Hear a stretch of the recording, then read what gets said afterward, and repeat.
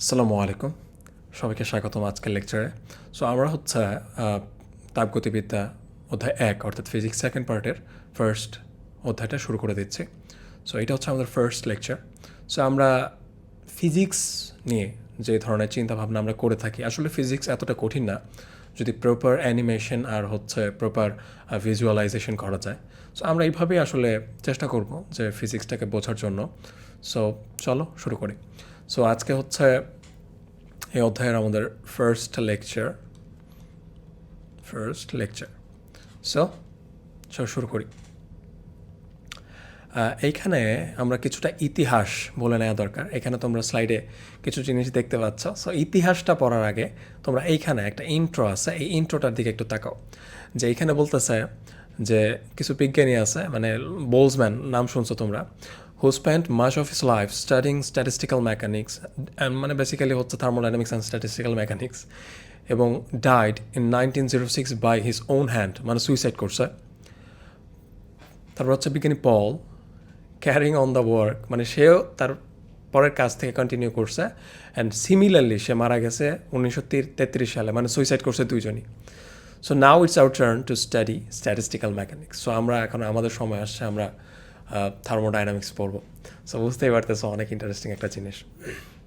So এখানে কিছু prominent লোক আছে যারা বেসিক্যালি হচ্ছে থার্মোডাইনামিক্স নিয়ে খুব খুব ভালো কাজ করছে। সো এই যে সাদি কার্নোট, তার একটা ডিজাইন করা ইঞ্জিন আমরা দেখব।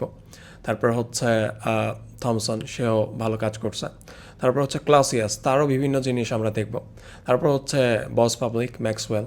তোমরা হচ্ছে থার্মোডাইনামিক্স বাদেও ইলেকট্রোম্যাগনেটিক্সেও দেখবা এই লোকের বেসিক্যালি 4টা ফর্মুলাতে পুরো ইলেকট্রোম্যাগনেটিক্স ওয়ার্ল্ড দাঁড়ায় আছে।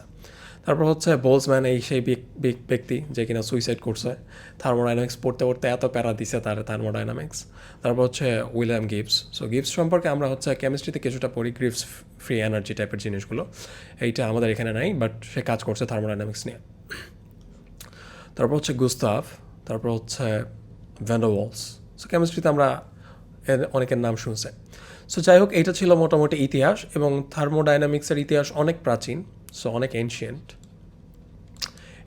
অনেক দিন ধরেই এটার কাজ হচ্ছিল আর কি।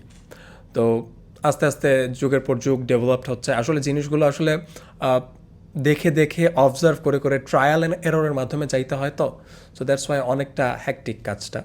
সো এইটা ছিল মোটামুটি ইতিহাস থার্মোডাইনামিক্স। বেসিক্যালি আমাদের আশেপাশে আমরা যেই জিনিসগুলো দেখি বর্তমানে হচ্ছে মেকানিক্যাল জিনিসগুলো অনেকটা ইলেকট্রিক্যাল ইকুইপমেন্ট দিয়ে হচ্ছে কী হলে রিপ্লেসড হয়ে যাচ্ছে, বাট এরপরও মেকানিক্যাল এনার্জি আমাদের জন্য বা মেকানিক্যাল যেই জিনিসগুলো আছে খুবই খুবই ইম্পর্ট্যান্ট আমাদের বোঝার জন্য।